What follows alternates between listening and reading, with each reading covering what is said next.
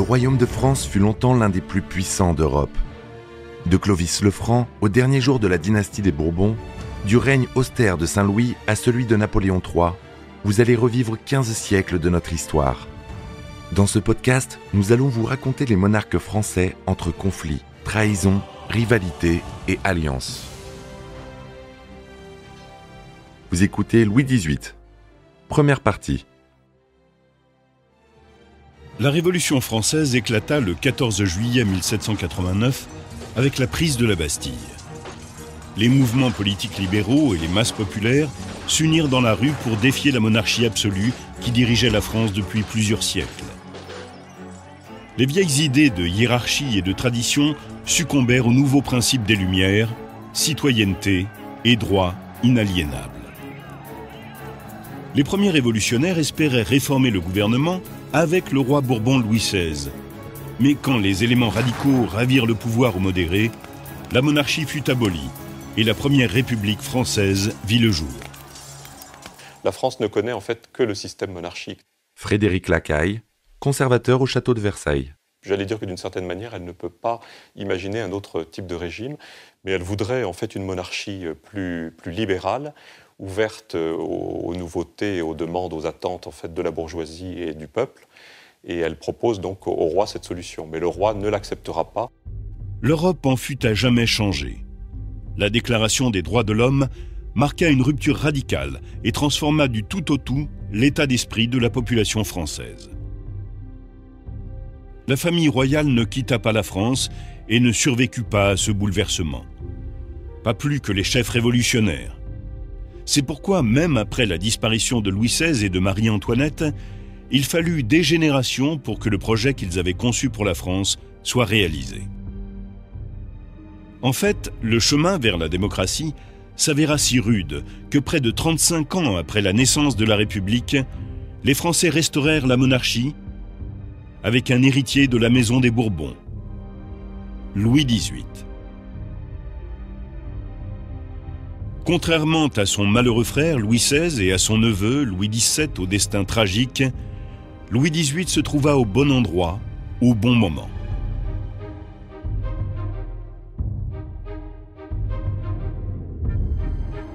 Louis XVI, après avoir été déposé, fut incarcéré avec son épouse Marie-Antoinette en août 1792 à la prison du Temple à Paris. Il y avait aussi là, outre le roi et la reine, leur fille Marie-Thérèse Charlotte, Madame Royale, leur fils Louis-Charles, dauphin de France, et la plus jeune sœur du roi, Madame Élisabeth. Le roi fut bientôt accusé de trahison, puis déclaré coupable et condamné à mort le 21 janvier 1793. Mon fils, bientôt je ne serai plus le royaume de France revenu. Écoute ton peuple, aime ton peuple. Pour les royalistes de France et de l'étranger, et pour la plus grande partie de l'Europe, la mort de Louis XVI signifiait que le trône de France revenait à Louis-Charles, le dauphin, âgé de 8 ans.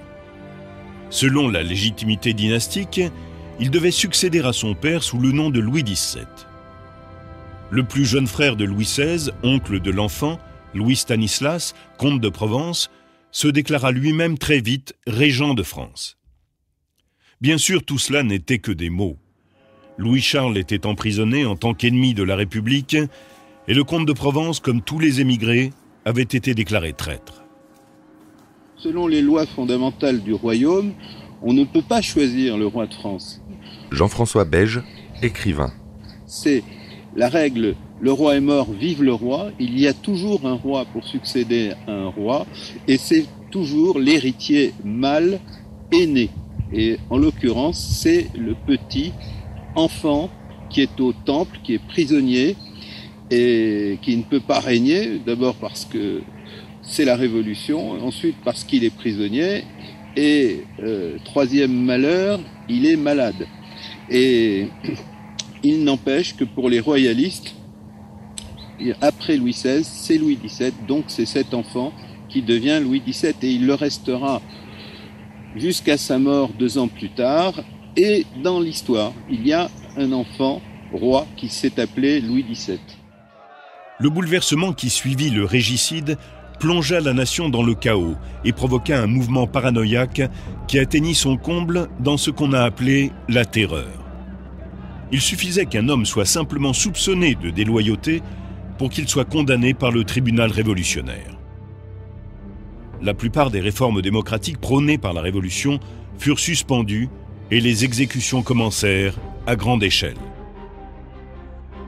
La guillotine inventée en France et censée être une méthode d'exécution plus humaine permit d'envoyer des milliers d'aristocrates à la mort devant la foule des Parisiens assoiffés de sang.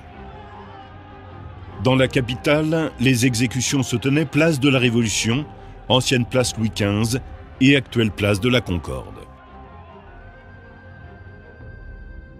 Au Temple, la situation de la famille royale empirait. Leur surveillance renforcée permit de déjouer des complots royalistes destinés à sauver l'enfant et sa mère. Louis-Charles, qui représentait une menace pour la Révolution, fut confié à un couple de gardiens. L'homme, ancien cordonnier, eut pour mission de rééduquer l'ancien dauphin et de lui apprendre à renier la monarchie et à soutenir la République. Le petit prince, intelligent et de caractère enjoué, né dans le magnifique palais de Versailles, n'avait connu que le confort, l'amour et la tendresse. Après 1789, il a été protégé des dures réalités de la Révolution par les serviteurs qui lui étaient dévoués et par ses parents qu'il adorait. Il était encore sous le coup de la mort inexplicable de son père lorsqu'on le réveilla une nuit en lui ordonnant de faire ses adieux à sa mère. Après de longues étreintes remplies de larmes, il fut arraché à ses bras. Louis-Charles ne revit jamais sa mère, ni sa sœur. Alors le fameux petit Louis XVII va vivre en réalité à peine une dizaine d'années. Michel de Decker, écrivain d'histoire. Il naît en 85 et bon, on a fait beaucoup de théories sur une évasion de la prison du Temple, etc. Mais non, il meurt prisonnier des révolutionnaires. C'est-à-dire qu'à partir du moment où sa maman, la reine Marie-Antoinette, est exécutée, il est confié aux mains du cordonnier Simon dans la prison du Temple. Et là, il est véritablement traité comme une bête. Il est dans un cul de basse-fosse, dans une cellule. Il est obligé de ramper sur le sol pour ouvrir une trappe pour avoir sa nourriture. À ce rythme-là, il est malade, il souffre de tuberculose et il meurt vraisemblablement donc en 95, épuisé d'une péritonite tuberculeuse. Marie-Antoinette fut transférée à la conciergerie réservée aux prisonniers de droit commun. Lors de la parodie de procès tenue par le tribunal révolutionnaire, elle fut très vite déclarée coupable de trahison et condamnée à être exécutée. Sur l'ordre de Maximilien Robespierre, homme politique chantre de la terreur, Louis-Charles fut emprisonné dans une pièce sombre et privé de tout contact humain pendant 6 mois. On lui passait sa nourriture par une petite ouverture pratiquée dans la porte. Il fallut attendre que Robespierre soit renversé et devienne lui-même victime de la terreur pour que le gouvernement en place soit informé du traitement honteux qui était réservé au petit dauphin dans la prison du Temple. Après avoir été plusieurs fois repoussé, une enquête fut diligentée sur les conditions de détention de l'enfant, et sa situation s'améliora. Mais il était trop tard. Il était mourant. Il avait été abusé et traité avec une extrême négligence. Et le petit prince, autrefois gai et en bonne santé, était devenu méconnaissable. Ce qui jettera plus tard le doute sur la véritable identité de l'enfant prisonnier.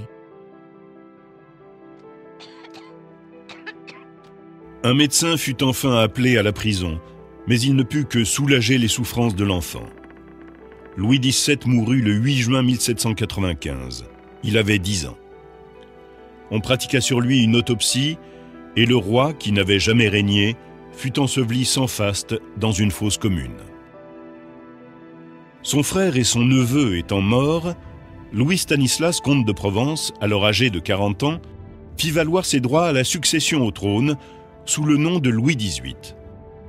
Immédiatement, dès l'annonce de la mort du dauphin, le bruit courut que l'enfant s'était échappé, qu'on l'avait fait sortir du temple et qu'un autre enfant lui avait été substitué.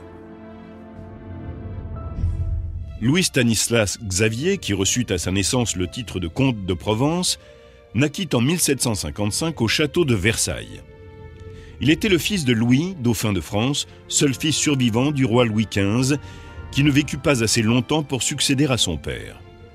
Mais on se souvient de lui comme le père de 3 rois, Louis XVI, Louis XVIII et Charles X. Au moment de sa naissance, Louis Stanislas était le 4e dans l'ordre de la succession au trône. En effet, il était le 3e d'une fratrie de 4 garçons et 2 filles. Ses frères aînés étaient Louis-Joseph et Louis-Auguste, et son cadet, Charles-Philippe. Il avait également 2 sœurs, la princesse Clotilde et la princesse Élisabeth. Après la mort de son frère aîné et de son père, Louis-Auguste devint dauphin de France. 1 an plus tard, il épousa la charmante archiduchesse d'Autriche Marie-Antoinette. Quant à lui, Louis Stanislas épousa une princesse de Savoie peu séduisante et ennuyeuse. On rapporte qu'il la trouvait si repoussante qu'ils n'eurent jamais d'enfant. À la mort de son grand-père, Louis XV, en 1774, Louis-Auguste lui succéda sous le nom de Louis XVI, et Louis Stanislas devint le suivant dans la succession au trône. Il adopta un style de vie paisible et sédentaire. Il ne partageait pas la passion des Bourbons pour la chasse.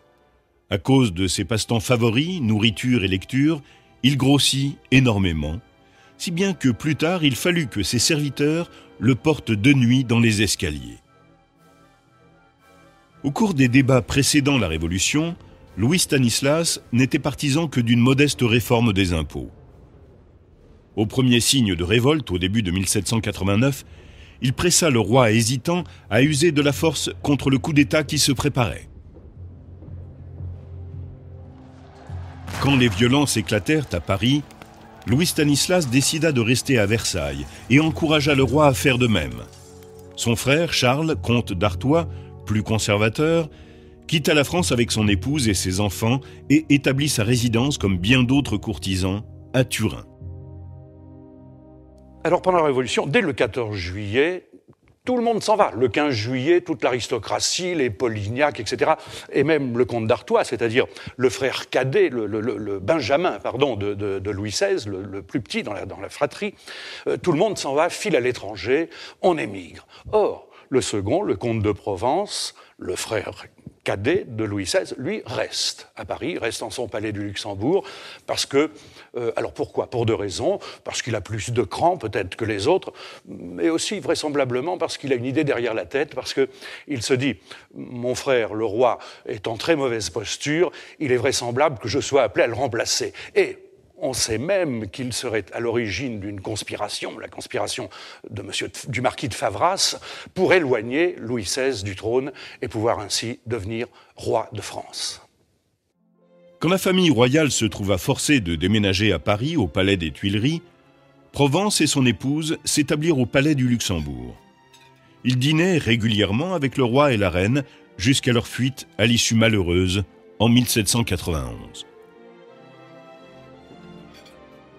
Donc, ce jour de juin, le 11 juin, Louis XVIII est informé de la fuite. Son frère lui dit « Nous allons rejoindre M. de Bouillé et son armée vers le front de l'Est, à Montmédy.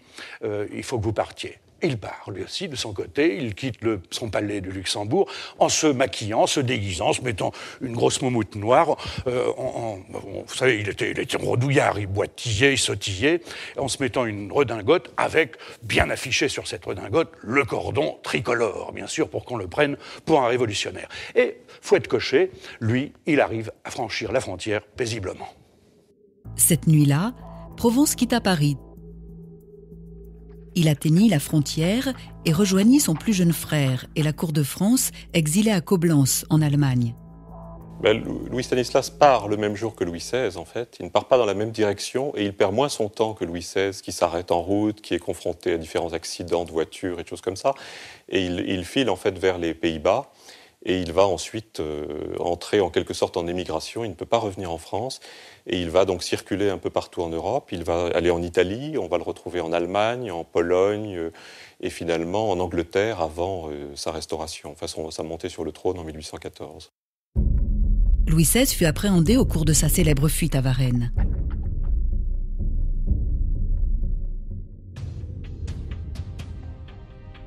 Il fut ramené sous escorte à Paris, où il fut bientôt proclamé roi des Français.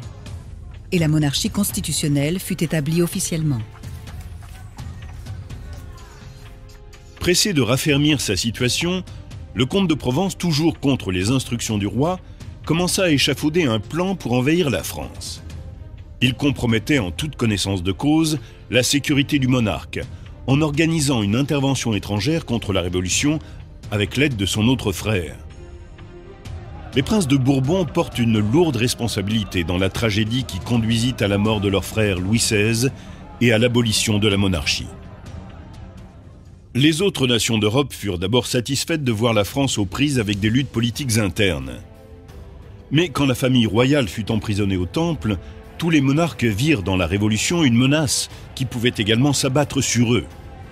Les intérêts des nations étaient en jeu. Tout était prêt pour qu'une guerre éclate. Galvanisé par ses succès sur les champs de bataille, le gouvernement français proclama officiellement la fin de la monarchie et l'avènement de la République. Les princes d'Europe restèrent pétrifiés à la nouvelle de la mort de Louis XVI. Le roi et la reine ayant disparu, la colère du peuple s'abattit sur l'unique cible qui lui restait, le dauphin. On fit endosser à cet enfant innocent et sans défense la responsabilité des longues guerres inutiles, du luxe de la cour et des politiques répressives. Louis-Charles devint la victime la plus lamentable de la Révolution. À la mort de son neveu, l'ambitieux comte de Provence, qui était à sa naissance 4e dans l'ordre de succession au trône, devint le prétendant légitime au titre de roi de France. Mais ces années d'exil ne faisaient que commencer. Le pays n'était pas prêt à retrouver un roi, et encore moins un souverain de la lignée des Bourbons. C'est à cette époque qu'un jeune général républicain, du nom de Bonaparte, courageux et bien fait de sa personne, ravit le cœur des Français.